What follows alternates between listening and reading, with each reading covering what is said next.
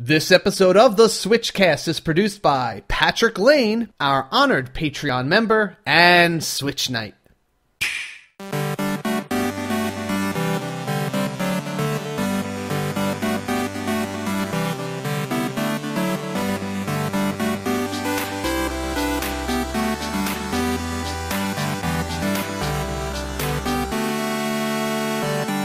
Hey everybody, I'm Casey. And I'm JV. And this is the SwitchCast, the podcast for the Nintendo Switch magnate. Ooh. And we are back with the full Ginyu force here. Just us two. Yes, it's the best of the Ginyu force. Sure. The rest got killed off near the end. No. David did a great episode last week. You always have a fun little rapport with each other. It always feels a little bit tricky because it does feel like it's a bit different from our standard format. And I wonder if people are okay with that or not. Or if we did a decent job. Well, I'll get to return the favor next week because you are leaving Wednesday night for PAX East. Yeah, I'm so excited that it's coming up so soon. I know a lot of you SwitchCast listeners are going to be at PAX East. And I always look forward to PAXs. It's just something that it's always a great and fun event. Yeah, I'm hyped for it. You're going for the full Thursday to Sunday deal. I am going. I'm shipping out with my $1 bus ticket. That is taking me there, but I have to be in Manhattan at 6:30 in the morning. Oof. But that does mean I get to the convention by about 10 o'clock. So it'll be. I'll still get all of Saturday. I'm going to do almost all of Sunday, and then I'm shipping home Sunday night with the rest of everybody. So you're doing a bus trip, right? Yes, I do the bus trip. It's the most economical way. I could drive, honestly, but at the bus, when it's a total of $41, because the bus trip home is $40, but I always get lucky, and I get that $1 ticket to PAX. Yeah. And so $41 for two ways is way more economical than even driving would be with gas and tolls. Because you don't have to worry about gas, you don't have to worry about traffic or parking. I think that's a really good way. Plus, you can rest while you're on your commute. So, well, that's a big deal, and I definitely plan to use that time because I'm going to be trying to. I go full journalist out with this. I'm going to be trying to arrange as many meetings with the devs I can find that have booths there. I've already been reaching out to some people. I'm going to be studying the layout of the exhibitor hall and just kind of planning my attack. And, I like to prep by preparing questions, maybe looking up what's been going on, and playing some Switch along the way. That always gets me in the mood because it's going to be hype. Meeting everybody down there. I'm going to be hanging out the handheld lounge as much as I can. Oh yeah, it's going to be a ton of fun, and I think it's going to be the first time that we're in physical proximity for years. It has been. I mean, because you weren't at the last PAX, right? No, it's been a couple of years now, actually, since maybe 2013, 2014. Something like it has been a while since we overlapped. It'll be good to see face-to-face JV for once. It's gonna be super weird, but I'm super excited to hang out with not even just you, Casey, but all of our listeners who are attending. I know there are a bunch out there. Yeah, there are a bunch, and we'll definitely gonna have to do some meetups with them. But I did want to make the reference. I did have a great time in Grenada when we were out there chilling on the beach and enjoying the tropicality of it all. And yes, it is definitively a tropical location, JV. Yeah. All right. We got it down. But one of the first things, though, I realized when I got there, I was prepared for the fact that it was going to be driving on the opposite side of the road. What I was not aware of is that it is no speed limits in Grenada. Really? In fact, my rental car didn't even have a working speedometer. They don't even care about that so much. It's just combined with no speed limit plus driving on the opposite direction equals it was 200cc Mario Kart. Literally, that's what it felt like for me there. Oh my gosh. I can only imagine. And that is what I told myself to remember to drive on the left side of the road. Just like I kept saying to myself, 200cc, 200cc. Everything's flipped.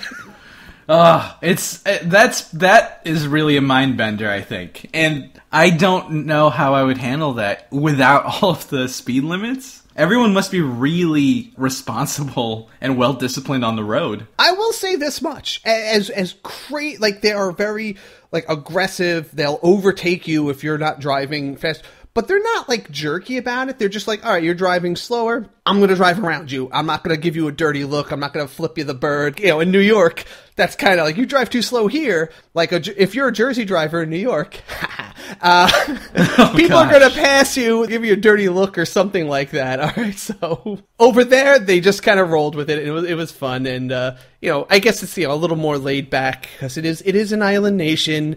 It is a beautiful place.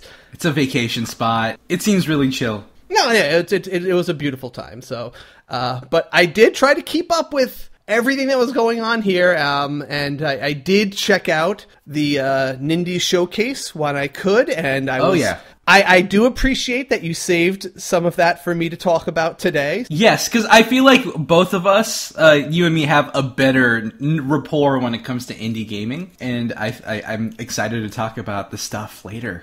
Yes, definitely. I do want to say also, I have to apologize. I did not expect how much preparation and how pressed I'd be for time before leaving for that trip. So the Bomberman tourney that I had scheduled for the Saturday before I left did not pan out because I didn't really post about it until like really last minute and stuff. But I'm planning it again for this weekend.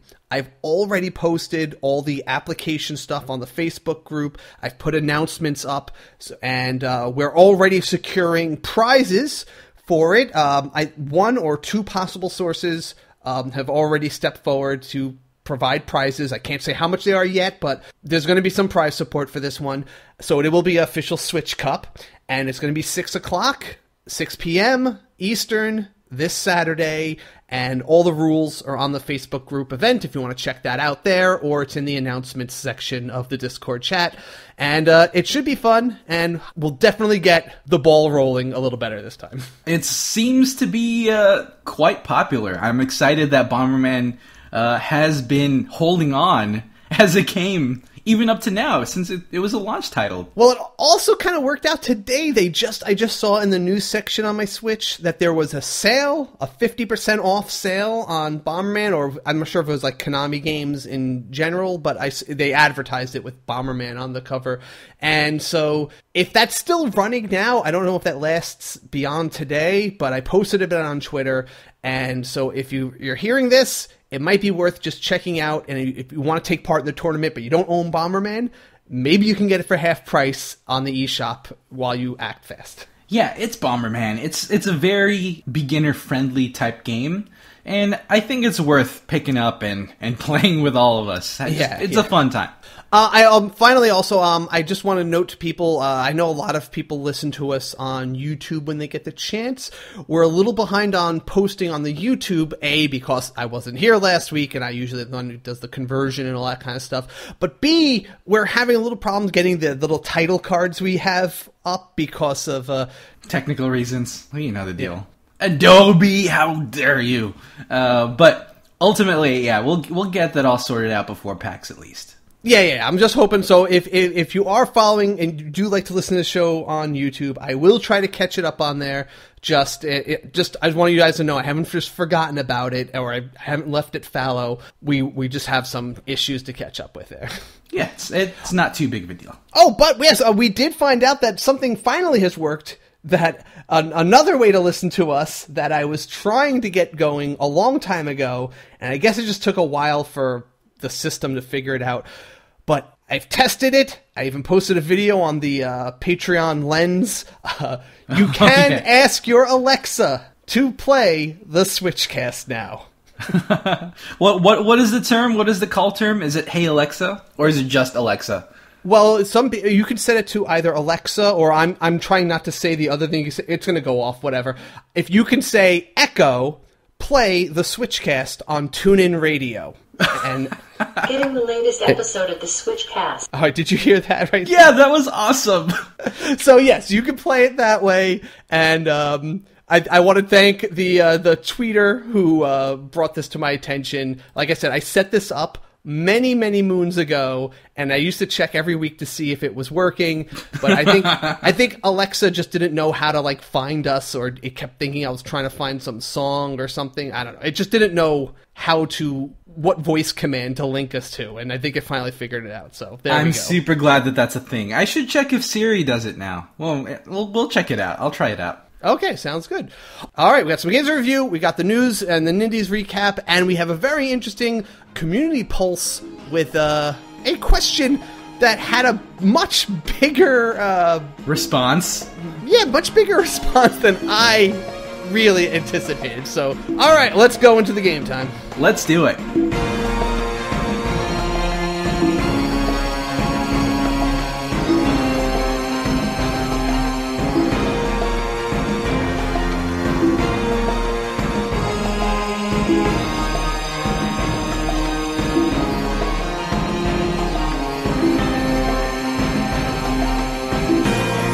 So, KC, we haven't really heard from you in a whole week. I bet you've been playing a ton of games that you're dying to review. I have been playing. I have even quite a bit. I have already even started games that I want to play next week. But I did find it fortunate that one of the games I played for this week was a meteor, kind of a real RPG, right? And that's not something I can usually easily play in 1 week. So I needed that vacation time to spend a little bit more time with Earthlock, actually. And this is something that Darkus bought for me because there's some hardcore fans of it in the Discord chat, and they really wanted to hear me talk about it and review it. So they actually went out and bought me this the copy of Earthlock so I can bring more attention to it. To be honest, a great way to get us to review a game is to buy it for us. Yeah, we do take requests, I guess you could say. Yes, in the form of, like, giving us the game itself. Yeah, no, I mean, totally legitimate. And you know what? Because this isn't a game I probably would have bought on my own, because I'm still just... I want to beat the RPGs that I already have been touching upon, just so I can maybe do a Switch Topics on them. But I really did try to find as much time as I could for Earthlock, and I'm really glad I did, because this is a game I feel like deserves a little more attention for the things they do, but probably doesn't get like that huge amount of recognition for what it did, because it is probably, you know, it's a little less iconic of a title. It's a IP that no one's probably heard of before, but it's done some pretty fun and interesting things. Looking at the screenshots of it, at least, it looks relatively generic, and I'm assuming there's a bit of a twist to it, mechanics-wise, right? Well, the first thing, mechanics, definitely, there's lots of great twists there. Cool. But actually, if you just glance at the screenshots, you might miss the very first thing that breaks it apart from a generic RPG is in the setting. The setting is very, I guess I want to say anthropomorphic. There are tons of animal species. Like, they're pretty much on par with the number of normal humans in the game.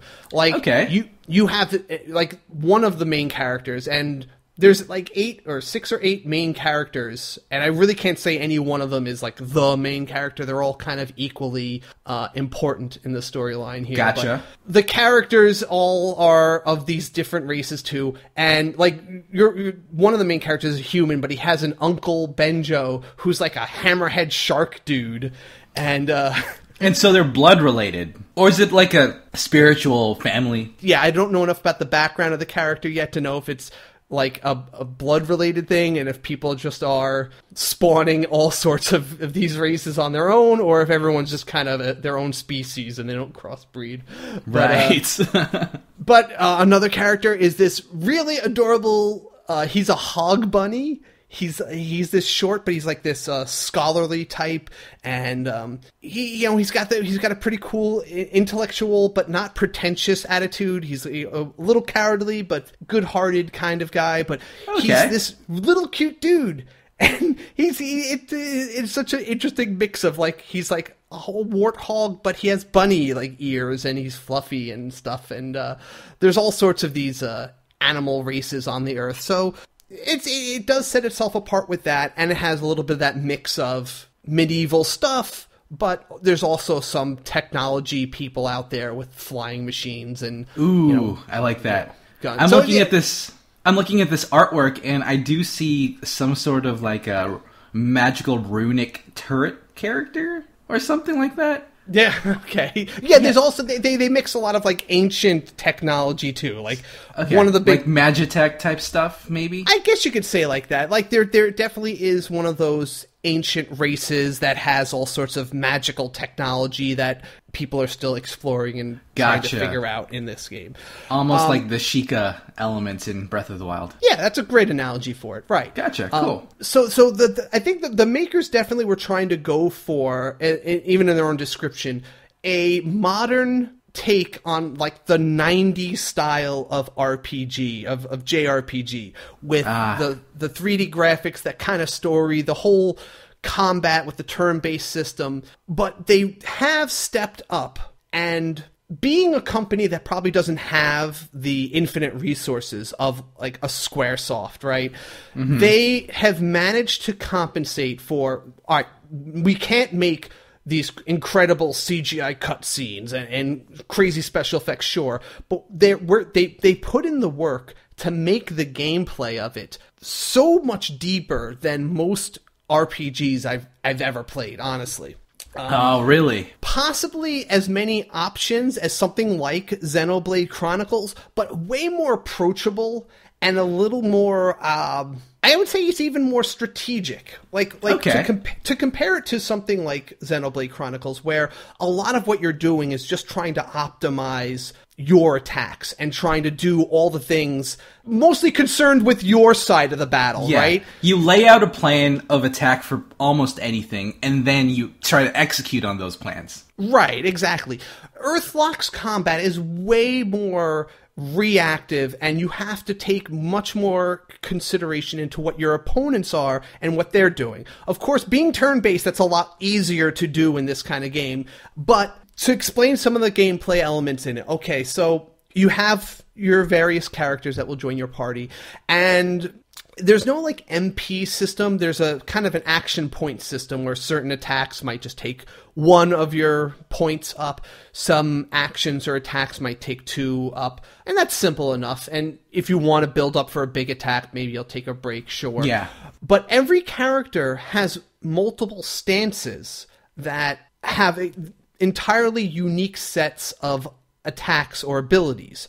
For example, our main character, or one of our main characters here, he's kind of a salvager story. I make again the salvager. I call him a salvager. He's a scavenger in this game. Gotcha. Okay. But he's basically kind of similar trope. Yeah, but he's like your thief, and in his basic stance, he has a stab that's kind of weak and a steal attack. So he steals items, but it's an even weaker attack. But if he needs to do damage, you can switch him to his like gunner stance, and he pulls out his gun. He has like a rifle, and it shoots like cannon shots at the enemies, and it does a lot of damage. And he has an option of like a fire one, and you can unlock different attacks too. But it's like his offensive version. Right. And range attack. If an enemy flies, melee attackers can't hurt them at all, so you have to switch to his range attack if you want to even touch guys that are like airborne. Okay. Another guy, the little hog bunny guy, he's pretty interesting. So in his normal stance, he has a healing spell and he has a weak attack. If he switches to his other stance, though, he goes into like a trance state, or a focus state, they call it, where his only abilities are things that enhance your party's stats. So it's like, I want to enhance everyone's attack. I want to enhance everybody's accuracy. And you can do that, and you can keep stacking this up as he keeps doing these little like chants or trances. But if he ever switches out of that stance, they all go away. So you have to really decide, how much do I want to boost stats? How long can I keep these like attacks up before I have to switch back and drop all the buffs in order to start healing people again? Okay, so that's basically the fundamental gameplay of the combat. So you're essentially trying to switch up the styles of your characters to react to whatever enemy the situation is. Yeah, that's the core of it, and everyone has, like, there's almost no just attack. There's like lots of taking into consideration, like this is a piercing attack, this is a slashing thing, this is a heal over time, this is the one that steals, this one leaves a burn. One character puts traps, or one character can counter.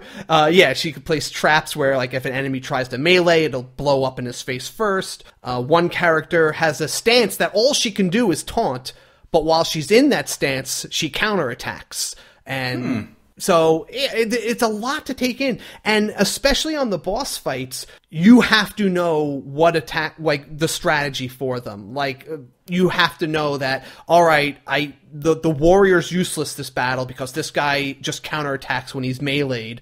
I'm just going to leave the warrior doing nothing but items and I had to turn the warrior into a healer for a whole battle. And Interesting. Only rely on ranged attacks for that entire fight. It was kind of interesting how they did it. I do like that you really have to adapt and change up your strategy.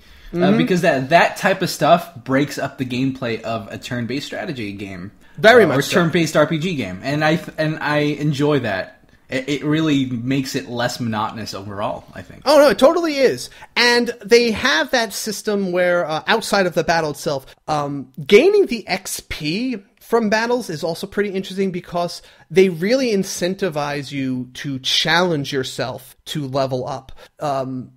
So you'll get a multiplier. So let's put it this way. When you're in the map or you're exploring a town or something like that, you will encounter enemies walking around, like, or patrolling in groups. And if you're clever, if you just want an easy fight, you can maybe try to just lure one enemy into a fight with you and just take him on by himself. But you're only going to get, like, normal, like, really low XP for that. The game adds a multiplier if you're able to lure lots of enemies into a single fight. And if you could fight them all, so if you fight like 6 enemies at once instead of 1, they'll put a 6 times multiplier on the XP you earn. Wow. Okay. And additional multipliers if, like, you don't let anyone die in the fight. If you if the fight's like a really long battle and you survive it, you'll get another multiplier. And if you're outnumbered, like if you have a party of 4 and you even took on like 6 guys, they'll add another multiplier for that. So if you take on tough fights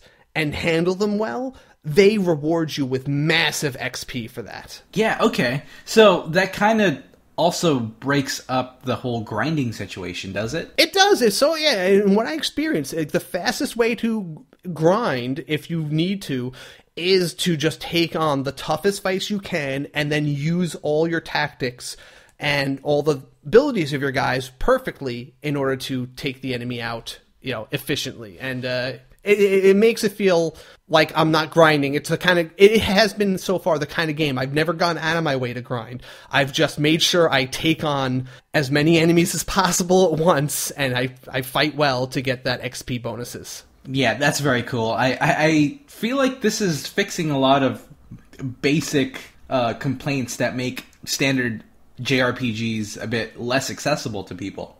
Yeah, I think that they have accomplished the goal of taking that whole era of RPGs and just not just like remaking it, but adding a lot of these kind of systems on top of it.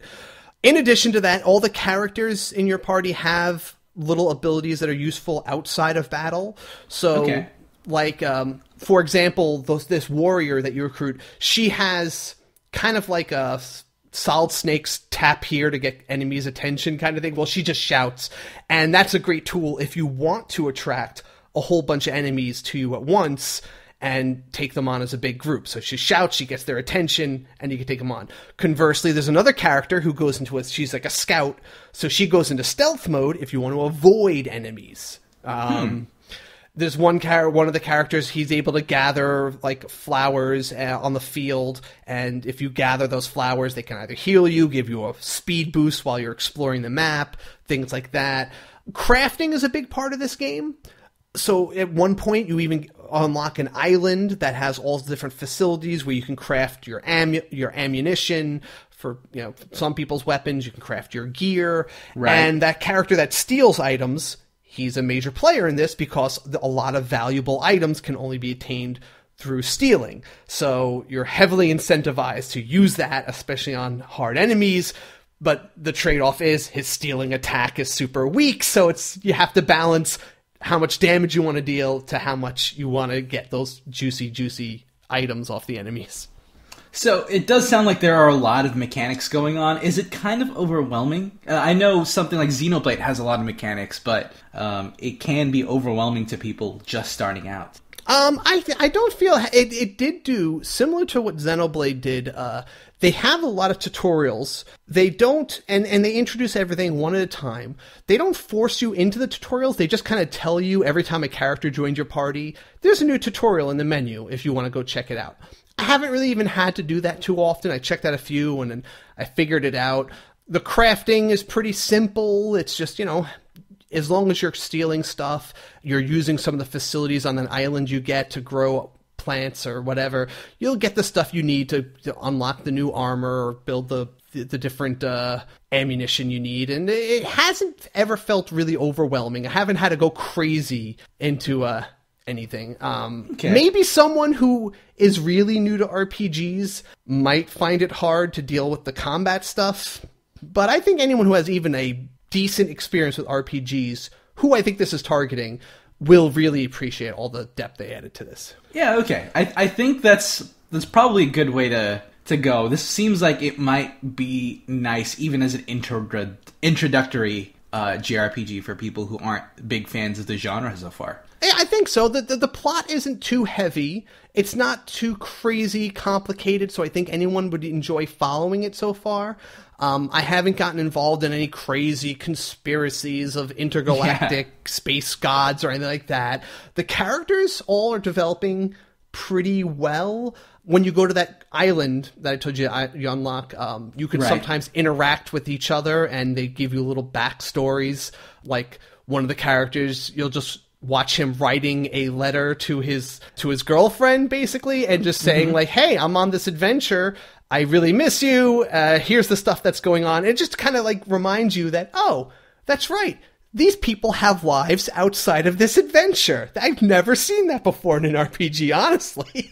That's pretty cool. Though, yeah. So the story isn't necessarily anything grand or sweeping, then? Is that the case? So far, I'm pretty sure. Okay. I'm like maybe a quarter of it into it at most. Right. And it's at a very gradual pace. It's dealing with, I think, that ancient race is the big factor of this game so far, it seems like. So I'm sure by the end of it, I'm going to unlock some doomsday weapon under the ground or something like that. But right now, it's been very gradually gaining momentum, and I'm still in that phase where it's like, okay, we're dealing with problems, but nothing that's like world threatening yet. Okay, yeah, we'll see, because you know how JRPGs are like. They often twist into even more grand situations later on in the story. Yeah. That's the thing. It's still nice that it starts off pretty grounded, it seems. Yeah, right. A little bit of intrigue here and there. And I'll just also say the two other little systems, things that you don't have to worry too much about. But the powering up system, it's very similar to, like we said, with the Final Fantasy X-1, where you have kind of just a chart. And as you can spend points to unlock nodes on like this chart, and each node either will boost your strength stat or unlock a new ability or a new attack. And the thing in this is nothing's really cemented. Like, let's say you unlock a plus strength node on your graph there for a character. Gotcha. You can always swap that out for, let's say, a plus defense one, and then give that plus attack node to somebody else. And you can kind of customize the characters like you want with that. Yes. So it's not necessarily locked in. Yeah. And the other little thing is there's a pairing system in this game. So the characters in your party are always considered to be paired up with somebody else. Okay. And as they do that, as they fight together, they will build up affinity. And the affinity, every pair that you level up, they're like affinity for each other, unlocks new stats or abilities for them. Like if the Hog Bunny and the Warrior Girl get friendlier, the Hog Bunny's chance will be able to heal people, something like that, in addition to their other effects. And you're encouraged, therefore, to make sure that the parties get switched up a lot, because you want to unlock as many of these boosts, these little like perks for the characters as you can. And the only way to do that is like, okay, Hog Bunny unlocked his ability with this guy. We put the Hog Bunny together with the Scout Girl now, and when they get friendlier, they'll unlock a new power for each other.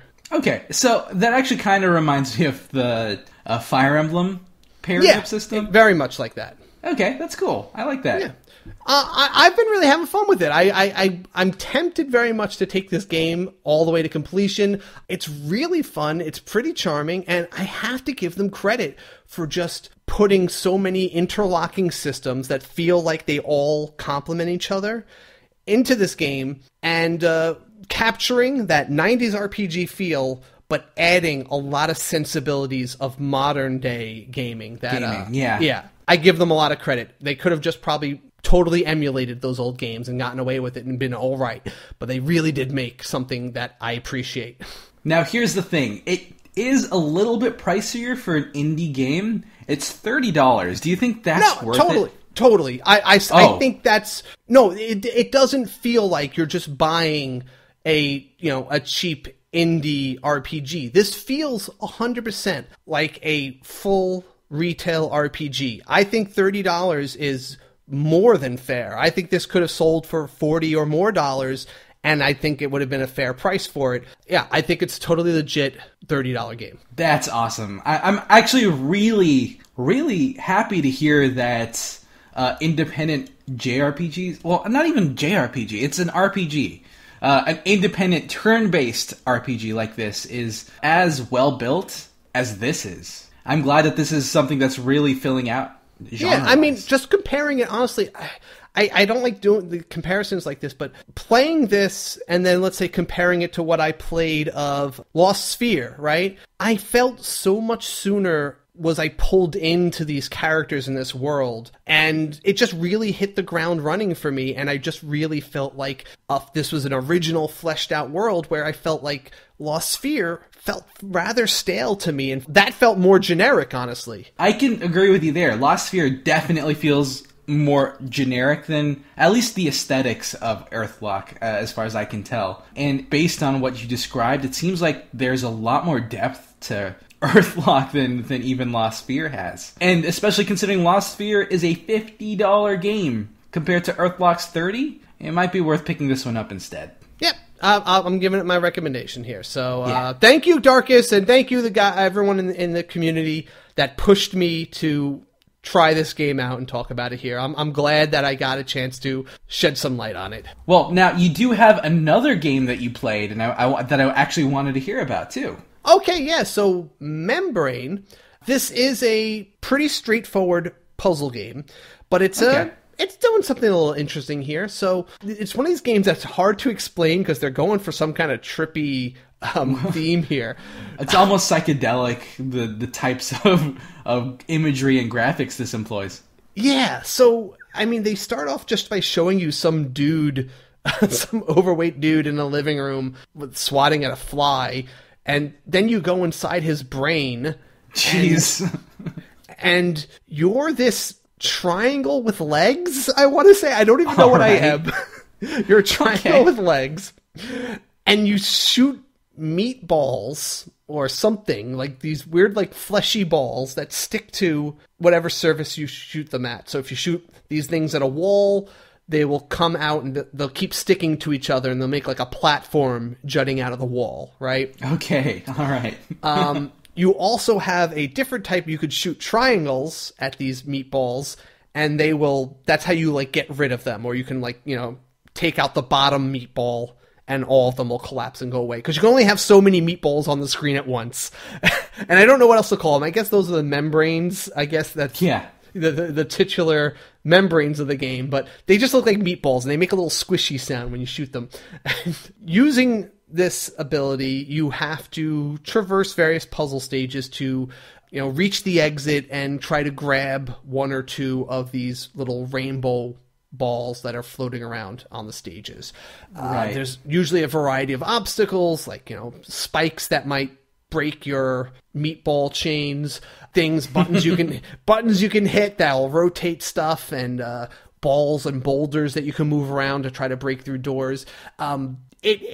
it's interesting because you do have a lot of ability to like move around on these stages. Your character jumps high. You can make platforms for yourself anyway, because all you have to do is shoot straight down, and you'll make a meatball tower that just kind of picks you up, like Minecraft style. Like you could just build a tower underneath yourself. And there's a lot of things that you could do with this ability, actually, than you would realize. And the game kind of pushes you to figure out all the weird ideas that you can do. I really don't have a ton to say about it, other than it is pretty fun. And there are a lot of these puzzle games that have come out on the Switch before, and this one I did feel was one of the more entertaining ones, even though I don't like the aesthetic. I mean, the game is graphically fine. There's a cool soundtrack. You said it. It's psychedelic, and it's very trippy. Were the puzzles at least enjoyable to solve and stimulating to some degree? They are They're good puzzles. They're a decent challenge amongst them. And I feel like some of them, there are even multiple ways to solve a few of them. So you're not always like set to figure out what they want. It's just weird because as you beat a series of puzzles, you go to different parts of this guy's body. So you go from like the brain to his ear to like his throat. And I have no idea what... That's so strange. I don't know what the story is. I don't get what's going on here. But that's actually part of the fun, that the game is just kind of this weird, trippy experience. It's really straightforward. There's no real story you have to worry about. Just dive in, start shooting your meatballs, and figuring out the puzzles. I think it's pretty fun. No, I like this game, too. I'm sure everyone enjoys shooting out their meatballs. That's like I can say with it, yeah. And it does have some weird little challenges. Like, it doesn't explain a lot to you. So, like, there are parts where I was like, I guess one of the rainbow balls I wanted to get were underneath, like it was guarded by like a turtley thing. Like a turtle had it inside its shell, and every time I walked near the turtle, it would close up and I can't grab it. And it took me like 30 minutes to... I mean, I didn't have to get this one. I could have just moved on and done other puzzles, but I had to figure out how to get this one. It took me like 30 minutes to figure out that I could shoot the guy from afar in order to crack a shell and then get the thing inside of it. But they don't explain things like that to you that aren't necessary to proceed, but it's fun to go back after a while and kind of like try it again and see what new thoughts you have. Okay.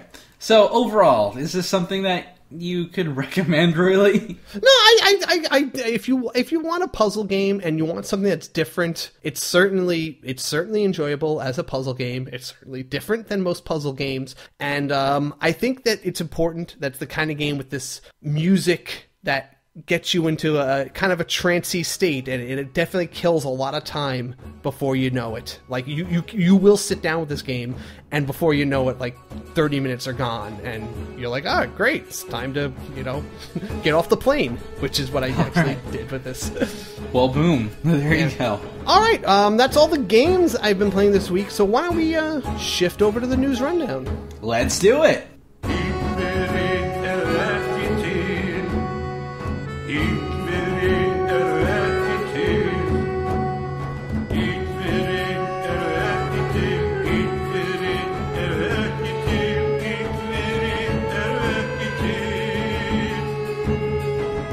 All right, news rundown, and here is your Nindies Showcase recap. Bum, bum, bum. All right, so yeah, there was a lot of stuff crammed into this Nindies Showcase, wasn't there? Yeah, there was. It was definitely a shorter Nindies Showcase than a lot of people were expecting. We were all kind of sitting in the Discord chat, really getting hyped about each release as each one was revealed. And then suddenly it ended, and everyone was kind of wondering what happened. But that does not take away from the fact that a lot of these reveals were fun and interesting, and some of them are a big deal. So, did you guys feel like it needed one big finale of some sort or something? Like, what did you feel like with... Yeah? Yeah, like, when it ended, everyone was like, is that it? There's no more? And that's not really what you want. That's not the feeling you want to end with when it comes to a Nintendo Direct. Okay. I think they expected the last game to be kind of a bigger deal than it is, but, overall, I still think a lot of the announcements were very cool. overall, a lot of the announcements are really starting to lean even heavier, like we said, into this mobile realm.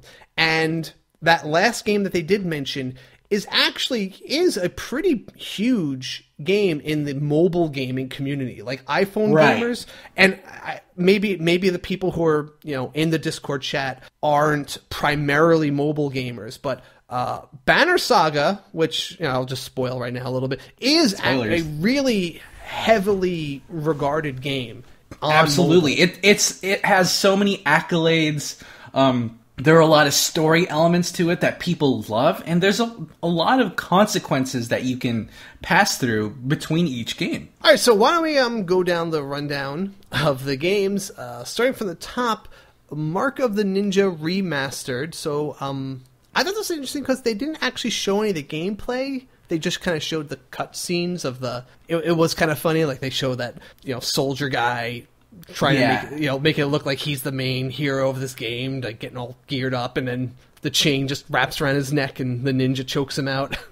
Yeah, so Mark of the Ninja was already released on Steam, and even on the Discord chat, people were really hyped about this, actually. It's hard for me to get hyped if I don't see any of the gameplay. Right, it's fair. It's a game that's already come out, so I guess the people who have played it or are aware of it are hyped that it's coming to the Switch. But I agree. I think it would have been really good for them to have shown some gameplay for the people who don't know what it is. Yeah. But, I mean, can you tell, what is the gameplay like? Is it side-scrolling? Is it top-down? Alright, so it is a side-scrolling platform stealth game, and supposedly it feels really satisfying, kind of like a mix between old Ninja Gaiden with some more integrated stealth mechanics. And I feel like that combination of gameplay sounds amazing. Okay. Yeah, so Ninja Gaiden plus stealth equals Mark of the Ninja. I'm looking forward to it based on everyone's description. Okay, all right. I'm gonna keep an open mind for it. Oh, absolutely. Yeah, I'm just been trained, and I know what you said probably is absolutely the case, that it's a game that's been released. They don't need to show the gameplay because it's out there. It's not like they're hiding it. But my cynicism, especially because I come from this world of mobile gaming where 9 times out of 10, if they don't show you gameplay, it means that the screenshots they're showing you are all exaggerated fakeness of what they expect in the game, So I have a very cynical view whenever I don't see the gameplay, but all right. Yeah, this game is apparently, it's quite old. I believe it was even released in 2011, 2012, something like that. That's why there's a remastered version of it, but it was reviewed super well. I believe it got 9s to 90% on Metacritic, that level of revere or regard. Okay. So I think the next game is the one that you probably knew that I'd have the most reaction to, and that would be So Fantasy Strike. This is, so I've talked about the David Serlin, the guy who makes this game. I've talked about actually one of his games before, a couple of them before, but I think I mentioned Chess 2 in one of my system switches, and which is one of his things. But he also makes a lot of other games I said are great, and Fantasy Strike is his first original fighting game. He's worked on fighting games before, though. He's worked with Capcom, and he was in charge of balancing Street Fighter Alpha or one of those ones, Alpha 2 maybe.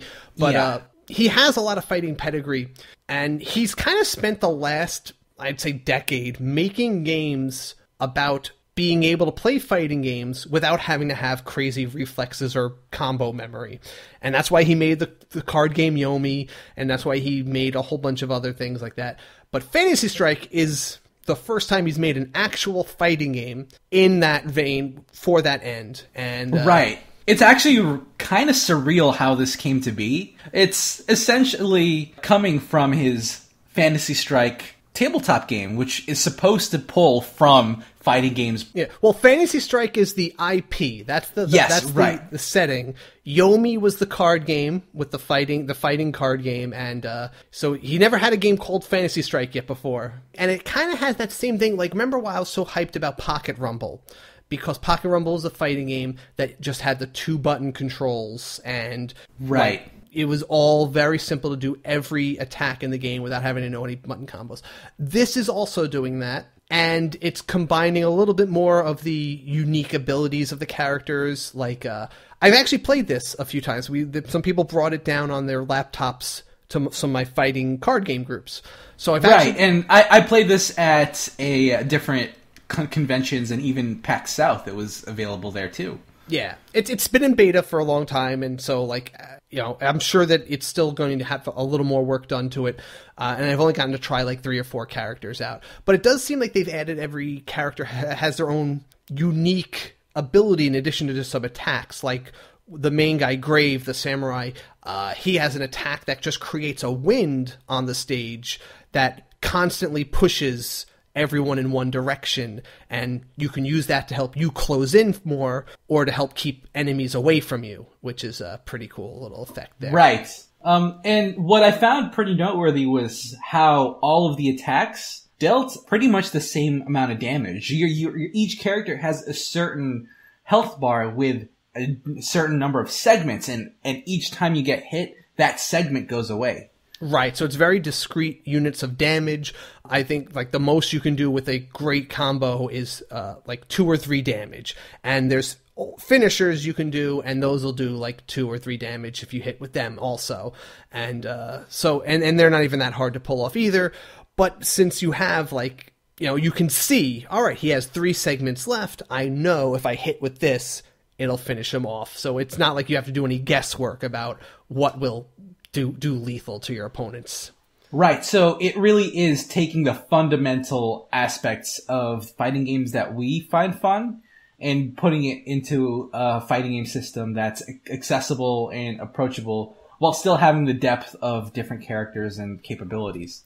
It's funny, actually, one of the little features he added to this game that he was very proud of, actually, and I think it's kind of interesting, because it has that, the system of, attacks beat throws, throws beat defenses, defense beats attacks. But there was a thing about how to counter throws, because a lot of people have a hard time knowing how to react to throws in these games. And he has a system called the Yomi counter. And the best way, if you totally know a throw is coming, you can just, if you hit no buttons, if you're not moving, if you're not trying to attack, if you just have your character be perfectly still, he will counter any throw that comes at him. Right, so that's a really good way to counter throws pretty instinctively. Right, and it's like, it's not like you have to memorize anything. All you have to do is nothing. So it's actually kind of a little clever thing there, and I'm glad to see him in the genre he likes. I'm personally not a fan of the 3D models. I thought the game would have looked better as like a 2D fighter, but he went with the 3D models. It's an aesthetic choice. And but I'm still very much looking forward to see what the finished product that he's been putting so much time into on the Switch. And I'm just really surprised it came out on Switch. So I'm glad to see him here. Honestly, when I saw this game a couple years ago, I believe it was a year or 2 ago, and it was still in the alpha or beta phase, I was skeptical. I wasn't entirely sure why he was doing this when he already had a card game that's supposed to replicate a fighting game. Right. But after playing it and after it's been iterated for so long, I'm really interested to check this out and maybe even do tournaments. Yes, totally. I mean, I'm going to have to play this just because I've played so many of his tabletop games. So, we'll see how that comes along. And that's supposedly coming in the summer. The next game looked like something that you might be interested in, Just Shapes and Beats. Yeah, actually, I played quite a bit of this in PAX South. They had a really big and very loud booth. So Just Shapes and Beats is essentially a shmup. It's a rhythm bullet hell game. So you're going through the game, all of the obstacles and enemies are going towards you in tune with a beat, and your primary objective is to just dodge everything around you until you get to the end of the song. And it's a really interesting and fascinating game because there are a lot of varied elements to the game based on the song itself. Interesting. So, when I was at PAX South and played this game, There's actually 4-player co-op, and there were 4 people on the screen dodging all of the beats that were coming at you. And there was a sequence of 3 songs, and the last song was the Mortal Kombat game, Mortal Kombat theme. And everyone got so pumped whenever it played. So it's I think it's a crowd pleaser. It's a fun time. They said that there's going to be an adventure story mode, and that's going to be a ton of fun. How does the 4-player work? It's essentially just your chips on the screen, and you're all dodging everything. So you're not actually assisting each other. You're all just trying to survive at the same time. You're all trying to survive at the same time. If someone dies, another player can come to where you're at and revive you. But Gotcha. That's Okay. pretty much the extent of the co-op aspect of it. You're essentially just all hoping that you all survive until the next checkpoint. Okay. That's the co-op element. And it was kind of funny because it was super loud on the show floor, and I'm sure the people right next to the booth were super annoyed by the Mortal Kombat theme by the end of the day. All right, so and that is coming this summer, and I dug the chiptunes I can make out of it. I mean, I'm a sucker for a good chiptune. It's fun, and the aesthetic is really cool. Then they showed off a couple of games I've never heard before, though. Garage, which is coming in spring. This looks like kind of a zombie survival. Top-down shooter style. Kind of like a Hotline Miami survival horror game. Yeah, that's a really good way to put it. They even noted they had to specify that there's scenes in the game that they could not show during this showcase. So likely because it was bloody, right? Exactly, and gory. Just giving everyone like a little tip, like, hey, just so you know, this game's a lot bloodier than this. We'll make it look here. I mean, I do feel like the zombie aesthetic is perfect for this perspective, gameplay perspective. So yeah, it seems like a good fit. It might be interesting. Pool Panic, which was kind of a crazy looking title. So it's like a pool adventure game where you are a cue ball and you're traveling around, and it looked like you had to combat different situations by shooting your cue character into enemies or trying to get around obstacles that way. This really was weird. Actually a pretty intriguing game. I don't know that much about it, but taking the pool gameplay and turning it into an adventure game is pretty unique, I think. Yeah, it's the kind of thing that I know there's another game I was thinking of when I saw this, but I can't think of it right now, that turned kind of like a golf story, I guess you could say, where it made an adventure game out of a very simple sport. I can see that. So yeah, Bomb Chicken is a game. I haven't heard of this before itself, but I have heard of Nitrome before. They have made a lot of very overtly homage games to Nintendo in the past. They've made a lot of games on iPhone that have the Game Boy green and black coloring to it. Yeah, right. Purposely did that kind of style. So they seem to be a whole company devoted to nostalgia of Nintendo. So it was really weird to see them actually doing this game that looks like something so original comparatively to their other titles that I've played before. Honestly, I kind of dig the aesthetic, and the platforming that they revealed looks fun and unique. A chicken laying bomb eggs and...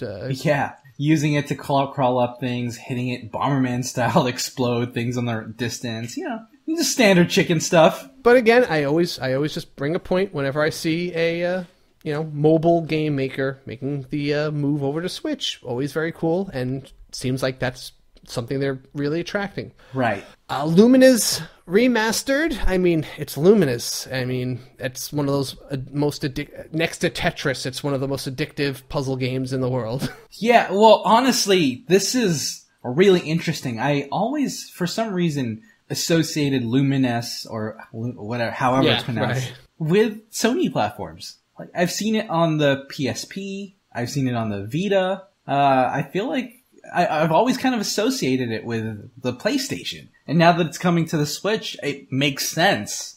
But it's kind of an interesting platform switch to me. No, totally. I kind of put this up there with the first time I saw Sonic on a Nintendo system. It is so associated with Sony platforms that it does feel weird, but it's also kind of satisfying to see it here. Yeah, it makes sense. And it was so much fun. It was one of the first PSP games that I've ever had. even. And I'm just glad that it's coming to the Switch since I'm a huge puzzle game fan. I'm a huge rhythm game fan, and these are kind of another match. It's fun. Again, in the world of mobile games coming over to Switch, we got Reigns, Kings and Queens. I have played Reigns. Again, this is one of the 3 games I re-downloaded after this showcase that it made me want to play over. Reigns is a pretty interesting and fun original title. Have you ever seen how this game plays before? Not really, honestly. I've only heard of it, and I've only seen it on the Nindy video. So it's a super, super simple gameplay mechanic where literally, so you're a king, and people or situations arise, and they all come in the form of like these cards, and you randomly will encounter different situations that, like, let's say it's like your squire or whatever, like one of your advisors comes up to you and says, hey, I can arrange a marriage for you with this princess in the East. Will you do it? And you always just either swipe left for one answer or swipe to the right for the other answer. And usually it's a yes or no thing. And that's it. You do that decision. And the main thing that happens is you have 4 meters at the top. It's your military might, your wealth, your favor with the church, and your, like, I think the love of the people or something like that. Yeah. And if any of those, so every decision you make some of those raise or drop. You might make all of them raise, might make all of them drop, might make 1 and 3. But the main thing is, it's not that you need all of these to be high. You never can let any of them get too high or too low. Like, if you get too much if you have, like, wealth is fine. If you go broke, then your country starves to death. If you get too rich, then you get overthrown by greedy rivals who find you're too valuable to not invade. So Everything is a double-edged sword. So you have to always balance all 4 things. But the game isn't about any one run. You're kind of going through this one constant timeline, and you're kind of playing a succession of kings and their descendants. And there is actually an overarching story as to why you're living out all these really cursed kings that have to deal with these impossible decisions. And it's one of those things, I won't spoil it because it actually is really interesting in how they develop the meta story. Like, on the surface, you're just kind of playing it to see how long you can last and how many years you can survive. And there is a finite length because eventually you get old and it gets harder for you to even understand what the people are saying and stuff after a while. Okay. But as you advance, new cards start showing up, new options of things to do. But like I said, at certain checkpoints of years, then plot points happen, and there is a meta story that's actually pretty intriguing. And so that's all I'll say. And this is a fun series. They mentioned it has a co-op decision-making option, and I have no idea how that'll work. I'm just assuming that if you have multiple Joy-Cons, you both have to agree to swipe left or right. I guess so. Or, like, is there, like, if I choose left and he chooses right, is there some middle option we get forced with or something? I don't know. I'm not sure. Yeah, so that's coming in spring, and that should be a fun and pretty affordable little title. So, Lightfall actually looks like a really interesting platformer. Just based on aesthetics alone, I really dig the atmosphere and the pace of the game. Have you seen this before, Casey? No, I haven't seen this before. Just look like a kind of a fast-paced, challenging little platformer with that weird ability to create a platform to jump off of. Right. You're essentially running through a stage, and the stage can be multi-layered in a sense that you could be going left to right. Sometimes you might be going down to up. And every time you jump, you create a platform beneath you that launches you in a different direction. And with that mechanic, you can essentially jump into multiple platforms going in whatever direction you want. It looks like there is even an ability where you can launch a platform forward to create kind of a blast attack. And that triggers abilities or does knocks things around. Overall, I think it looks really cool. I don't know that much about it aside from what was revealed in the trailer, but it is something that seems intriguing. Cool. For a platformer. We also, so that's coming in spring. Also Right. in spring, they showed off something, West of Loathing, which looks like a comedic point-and-click adventure with stick figures in the Wild West.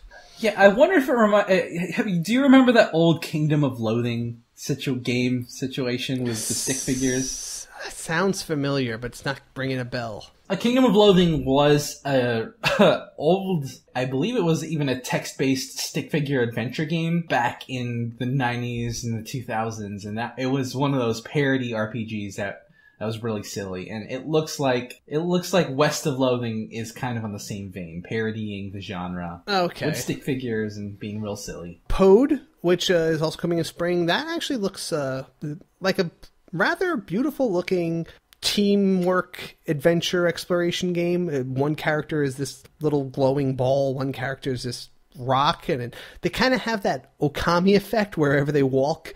Like one of them makes life sprout, the other one makes rocks and gems sprout out of the ground. But right, so one is organic, one is mineral. Yeah, maybe? But they said it's based on Norwegian or Norse mythology. Just kind of looked like a very pretty little game. It seems like it has a lot of potential for two-player, adventure and puzzle solviness. Looked nice. Yep, and it looks like it's co-opable with sharing the joy mode, so that's pretty cool. That's always welcome. Mm-hmm. The Messenger, which is coming in summer, totally just looks like Ninja Gaiden with a cool effect to jump between 8-bit mode and a fancy 16-bit mode where you're like jumping through time or something. Yeah, it almost looks exactly like Ninja Gaiden.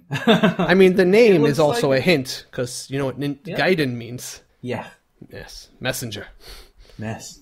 Bad North. So it looks like an isometric strategy game. Oh, yes, right. This is they call it the roguelike strategy game, where you have a number of commanders and you're fighting off invaders, and they all have different attacks. They all come in on different boats, and your commanders lead different types of soldiers, and you have to survive the wave after wave. But whenever a commander dies, they're gone for good. So you see how far you can honestly, get. I really like the aesthetic. Yeah, it's kind of a little cutesy, pretty cool.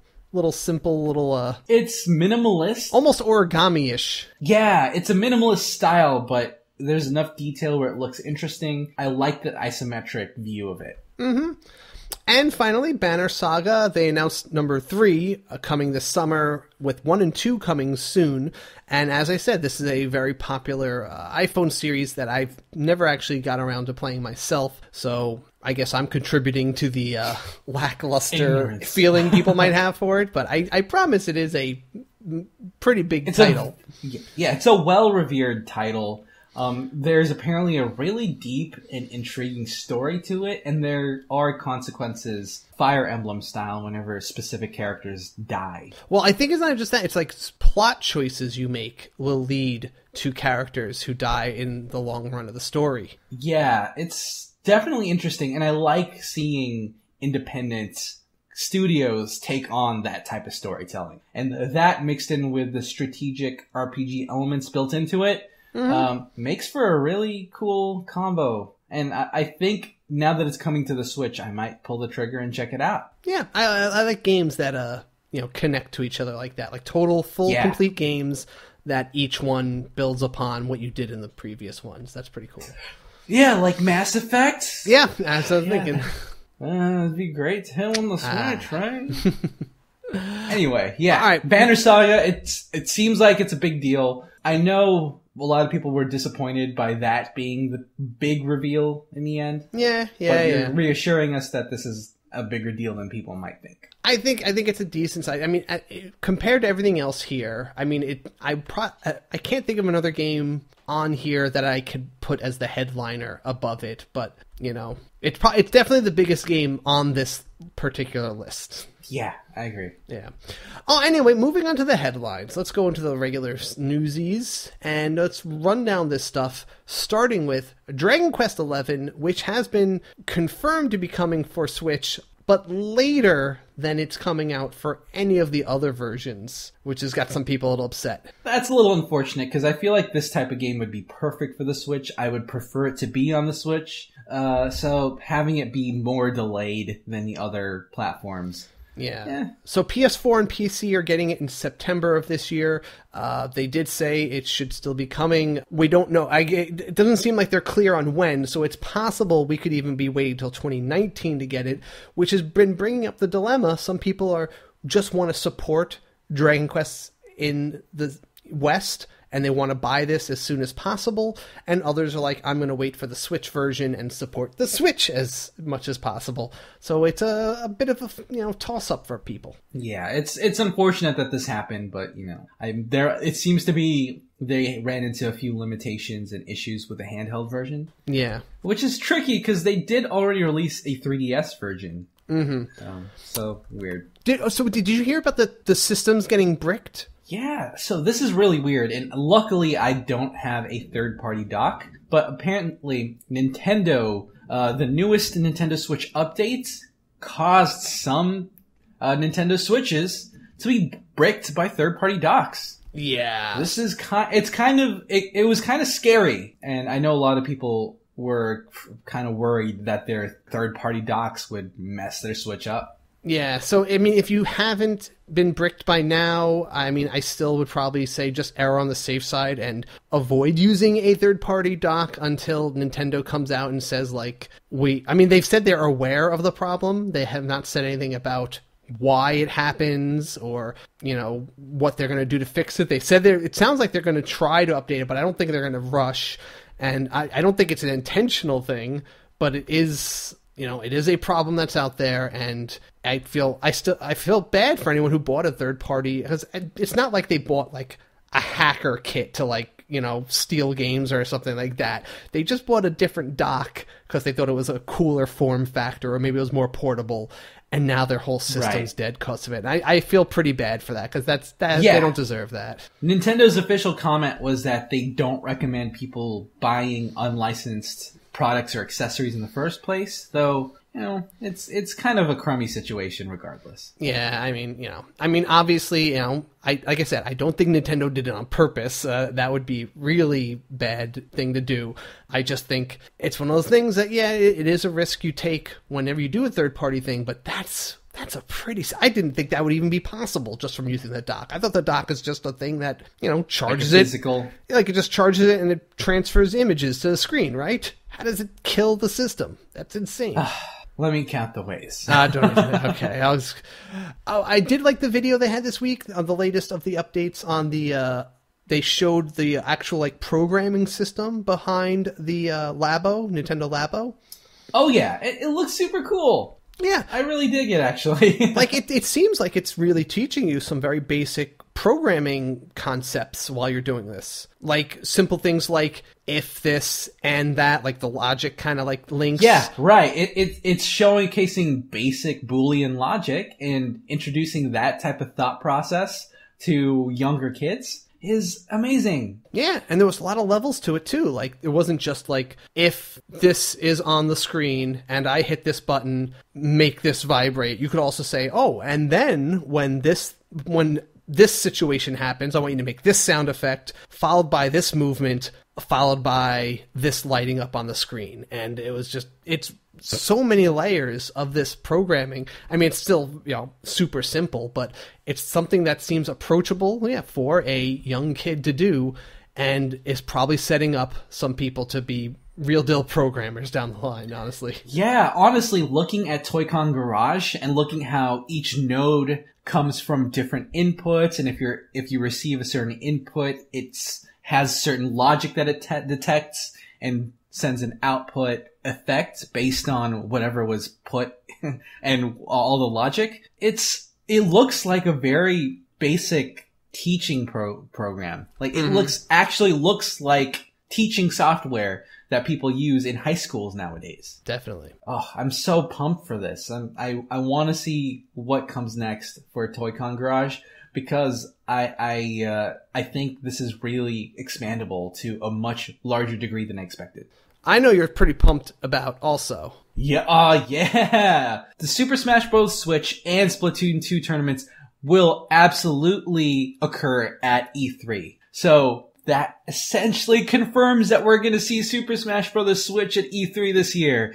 I'm so excited! That is pretty cool. So that is going to be June 11th and 12th in LA. So we're all going to probably see, like last year, we had the Splatoon 2 tournament and they had the Pokken tournament last year. Right, and you showcased ARMS also. Yes, that's right, and that was pretty exciting, and they did a really good job of pumping up the esports angle on it all. And I want to see what they've taken from what they learned from that one, and how they embellish and maybe push it a little further this year, and see how we've come in terms of Switch esports in this last year. I'm hoping, considering how close that last year's E3 was to the release dates of ARMS and Splatoon, I'm hoping Super Smash Bros. Might not be that far off release date wise. Yeah.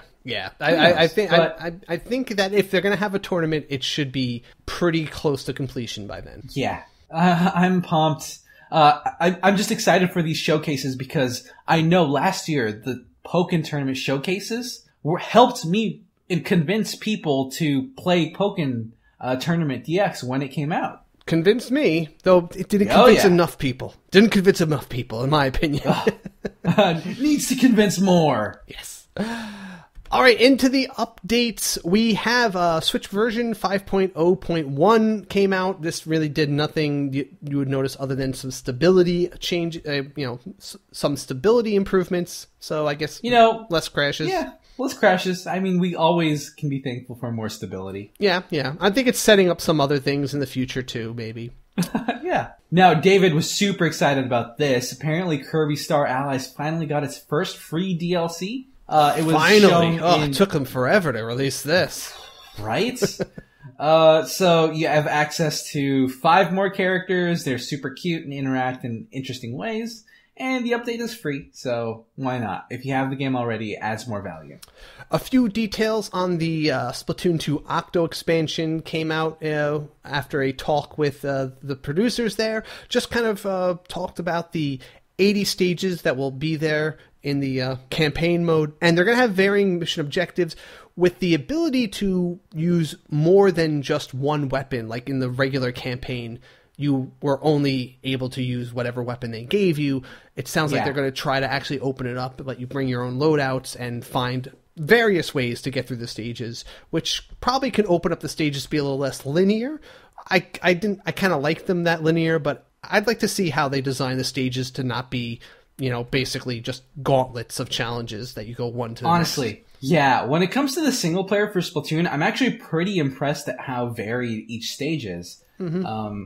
And it's a mode that's a lot more in depth than people realize with Splatoon. So I'm excited to see how this pans out. And also, they're a little freer to work with this one because when the solo campaign in the main game has to teach you how to use all the weapons. What they're doing with that was almost like a very prolonged tutorial. Here's some stages with the the rifle, or the splatling gun. Here's the things that it can do, and shows you the strengths of each one to kind of set you up for the multiplayer. By this time, they can expect you to already know all that and just give you an action-packed solo experience with a little more, little less focus on trying to tutorialize things. It's a really good time to be a Splatoon fan. Yeah, I'm glad it's still going strong.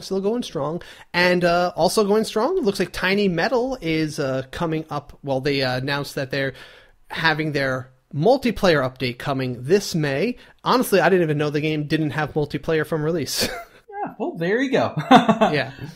It was one of those releases that we kind of paid attention to, but it snuck up on us. Mm-hmm. Oh, why don't you tell us what the new releases are, JV? All right, so the new releases are... On March 29th today, we are getting Fire Emblem Warriors Awakening Pack, cool. Bad Dudes vs. Dragon Ninja, The Adventures of Bertram Fiddle, Episode 1, A Dreadly Business, Cluster Puck 99, Tengai for Nintendo Switch, Gotcha Racing 2nd, Zombie, The Charming Empire. Oh, those are 2 separate games. Yeah, it did sound like you were... Zombie and The Charming Empire. Now, on March 30th, we're getting Alteric, Tokitori, which is another really big mobile game, Devious Dungeon, Shadowbug, and Farm Expert 2018 for Nintendo Switch. I guess a lot of these are trying to, a keyword drop or just for Nintendo Switch at the end of them? Yeah, I think so. SEO, it helps. So on April 1st, we're getting Spartan. April 3rd, we're getting Penny Punching Princess and the Adventure Pals. April 4th, we're getting Metropolis Lux Obscura. On April 5th, we're getting Sling Ming, Urban Trial Playground, Neo Geo Samurai Showdown 3, Super Rocket Shootouts, Animated Jigsaws, Beautiful Japanese Scenery, and Arcade Archives Ninja Kid. So we're getting a lot for this coming week. Yes.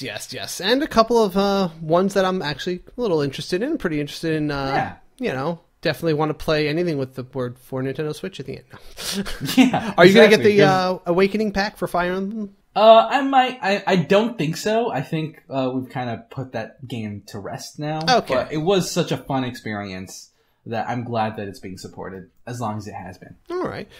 Down the pipe, we have we confirmed that actually Wolfenstein 2, the new Colossus, will be available to play at PAX East, so we're going to get to try that next week. Oh, yeah. And they're giving away a custom Switch, which looks really kind of crazy, has like this yellow and black like art style to it.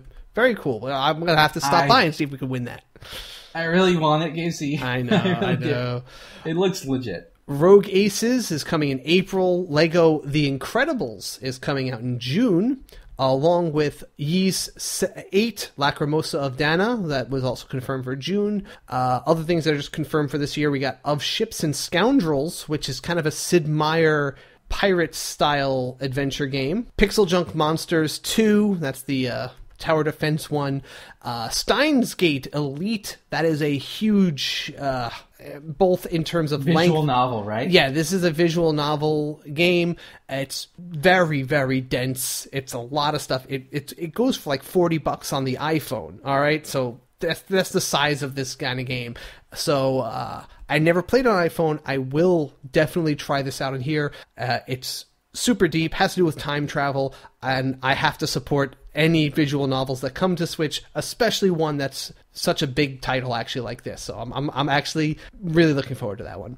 Yeah. Remothered Tormented Fathers, which is kind of one of those like Silent Hill style horror survival games. A lot of psychological stuff going on with it. Pretty gruesome looking too. And The Adventure Pals. This is a co-op platformer, which those are two words that I love seeing together anytime I can, and it has it's definitely going for an Adventure Time kind of spoof. Oh yeah, you're totally right. I didn't think about that, but it's very close to Adventure Time art-wise. Yeah. All right, so let's go into the Community Pulse and let's discuss a little something with them, shall we?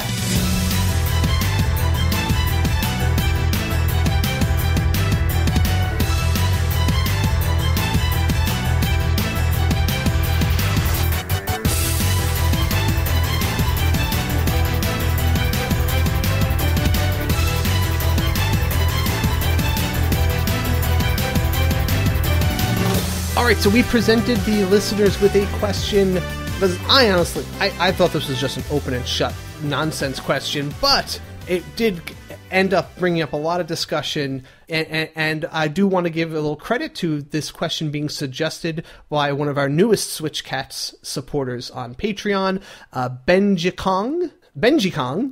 Kong. I asked the listeners to tell me how important they find a game's icon to be on the Nintendo Switch home screen. Does it affect your purchase? And what do you like to see in a good icon? Now, just to at least clarify, so I am going to pick and choose an equal number of responses from each side of this. The majority of people, I'd say at least 3/4 of people, did answer like me, no, of course it means nothing. Why would that even be a consideration? But I still am surprised that about a good quarter of the responders did feel that the icon is something important, or that something that really turns them off on some games. And let's read what people had to say.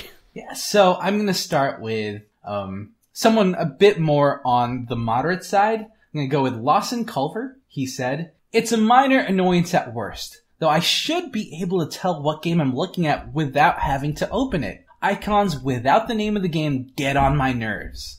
So it really is a thing that touches on his nerves, but, it's not something that's a deal breaker for him. Christopher Uhrig wrote, "For me, the icon needs to grab my attention, only if it's a game I have never played. Almost like a movie poster. It's got to be eye-catching, and the logo will ultimately determine if I want more info on the game at hand.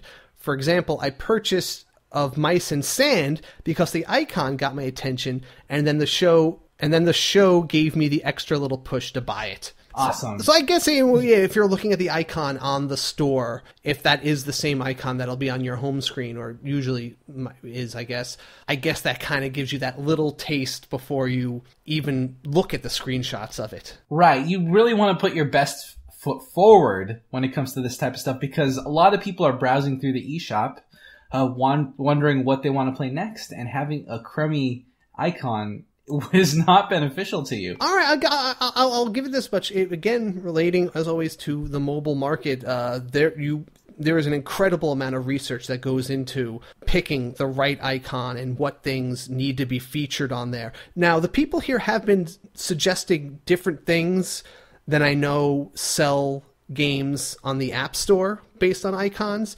Right. But, I'll read some of those in a bit. But it is interesting to hear the difference of what people are looking for in these icons compared to, like, iPhone or Android icons. Yeah.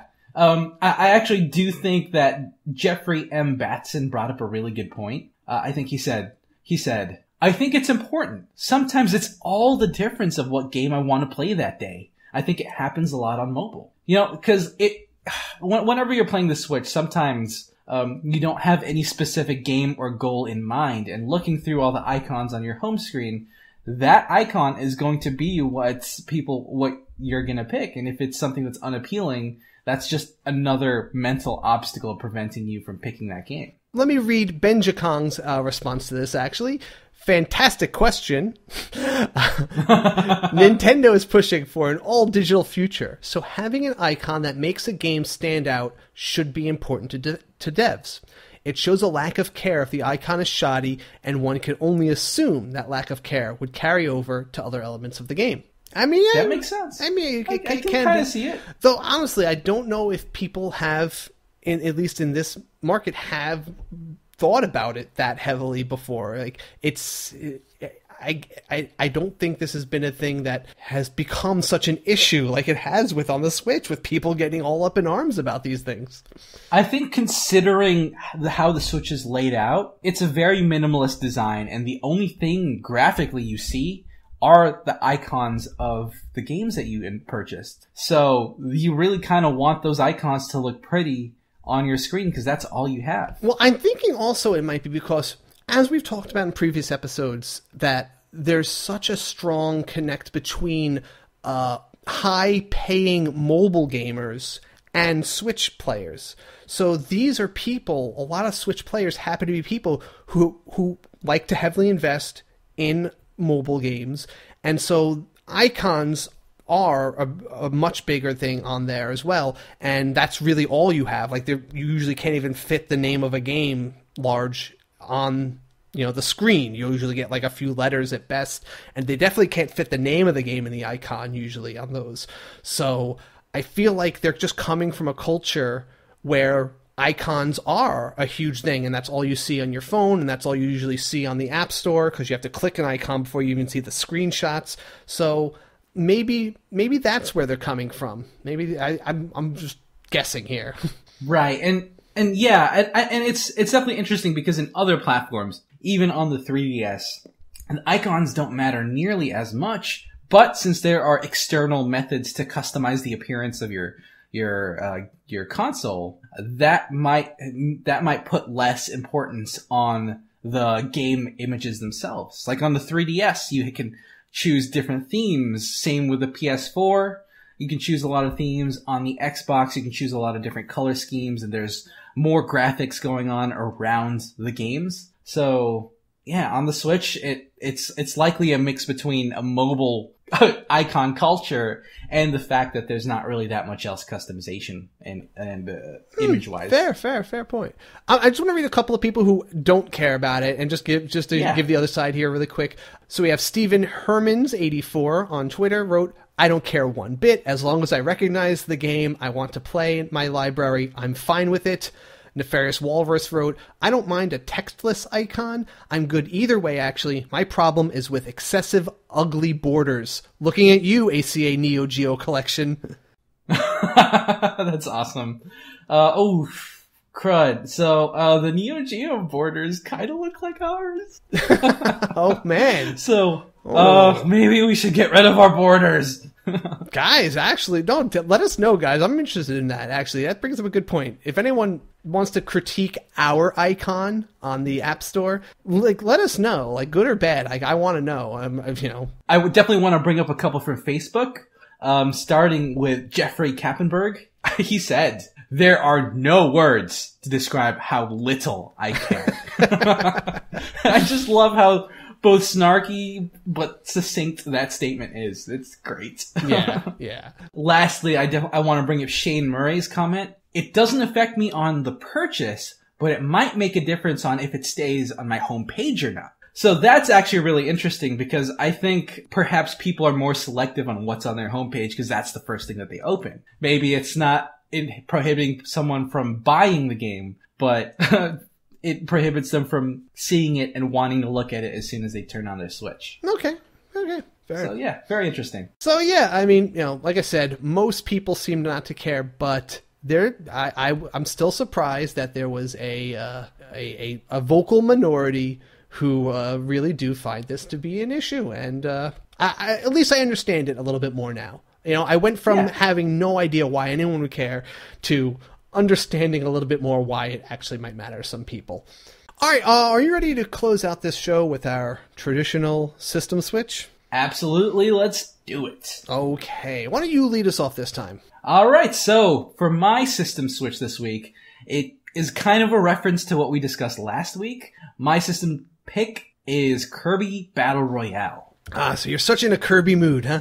Yeah, so throughout playing Kirby Star Allies, it was really cool and interesting to see how varied all of the different abilities were for each ally you can pick. And it kind of made me want to be able to face them off against each other. Mm-hmm. Kirby Star Allies is such a cooperative mode, other than the 2 mini games that you compete in, but those are so minimal it doesn't count.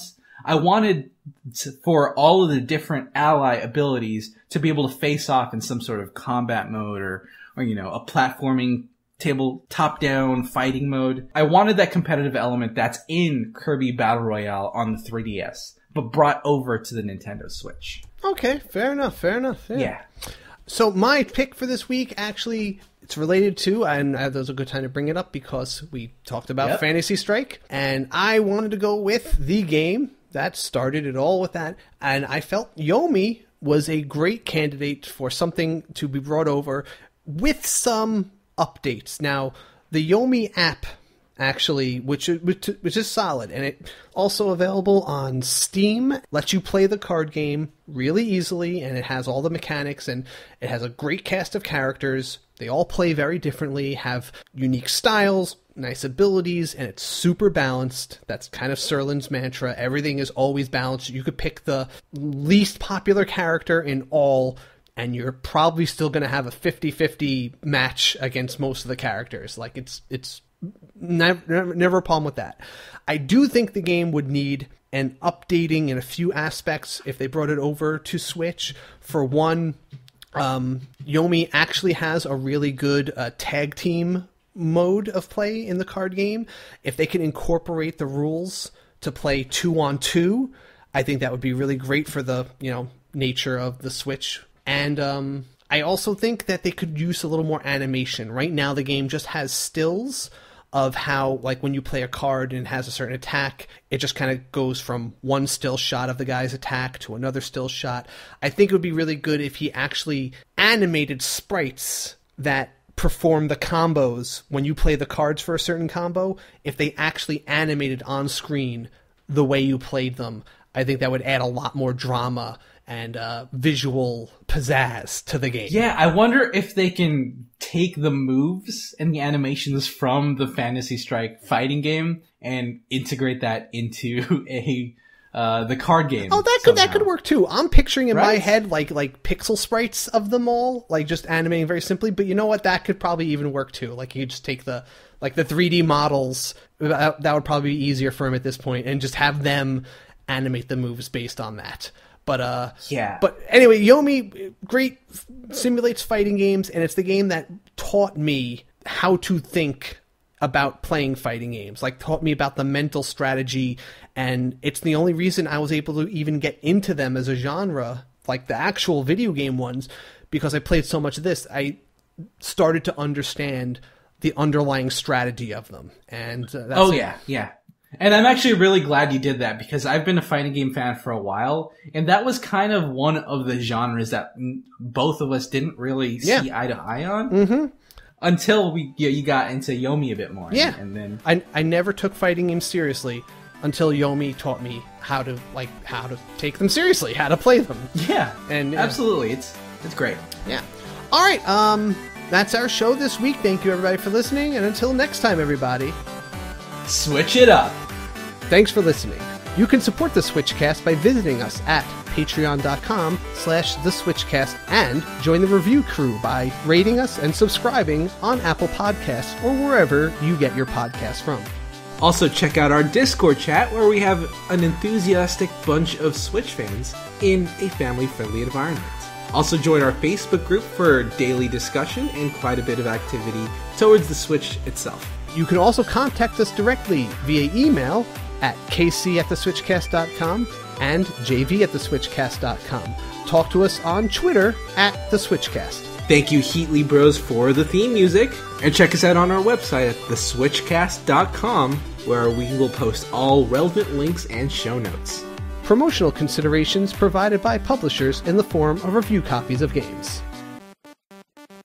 Get back to twerk. Sorry, that was an old meme. Yeah, okay.